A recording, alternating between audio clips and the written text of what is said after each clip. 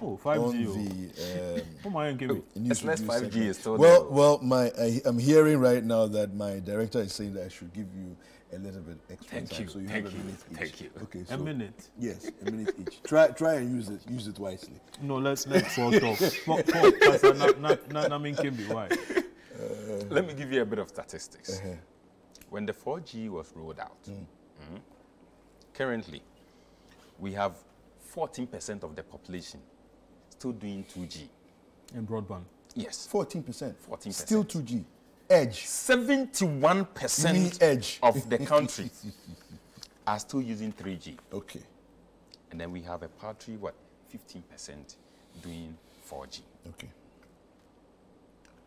We are supposed to ensure that after the auction or auctioning of the 4G to both MTN and Telecel, well, it was Vodafone, By the now way, Telecel. the minister says we are not auctioning anymore. No, I'm talking about then, okay. When it was auctioned. Okay.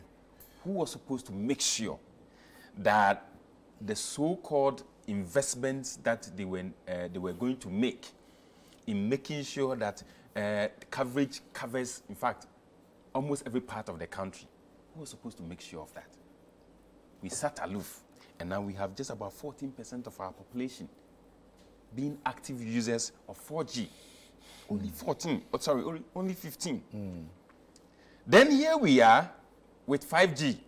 We are saying that, by virtue of the fact that we auctioned it to MTN, because at the time they had the financial muscle to go in there, all right?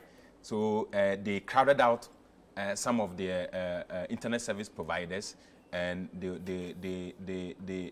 were the only people at the time who could, implement the 5G, 4G spectrum. Yeah. But be that as it may, could we have had value for money with the 5G that was given to the consortium?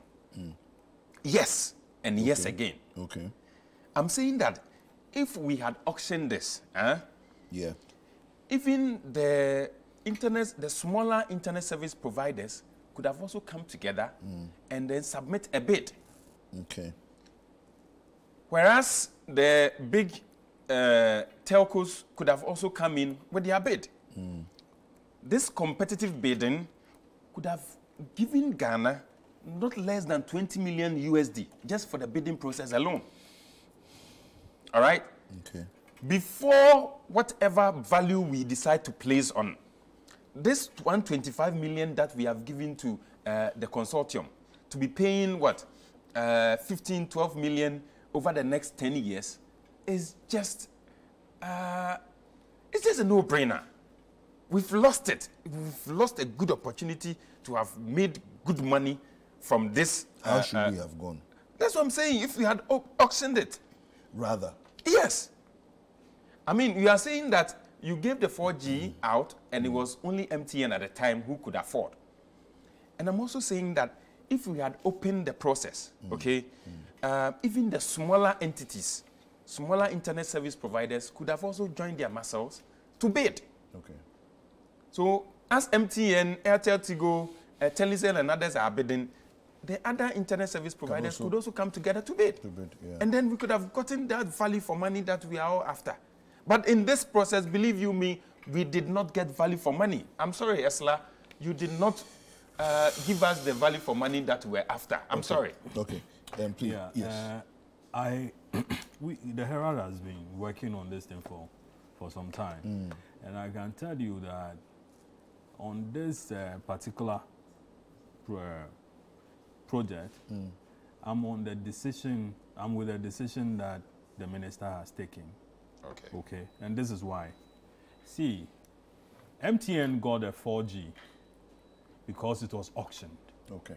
And MTN had the capacity to buy whatever it was, and so bought it. But 10 years down the lane, we discovered that it is only 15% of that spectrum that has been deployed. And the argument is that, I mean, hey, you can't, it's very expensive to run this whole telecom thing. And so you can't go and put a lot of infrastructure in an area where there's no traffic or revenue is quite low. So most of the deployment has been in the urban areas. You know, there's Kumasi, you know, Accra, Takoradi, where, you know, volume is a bit higher. But that's actually problematic in the logic of it. Okay. Yes, but then the argument has been that we can't, so giving it back to MTN or auctioning it, MTN was prepared to buy. And indeed, MTN was quoting $250 million. There you go. To pay and ready. But then the argument of the minister is this is a monopoly.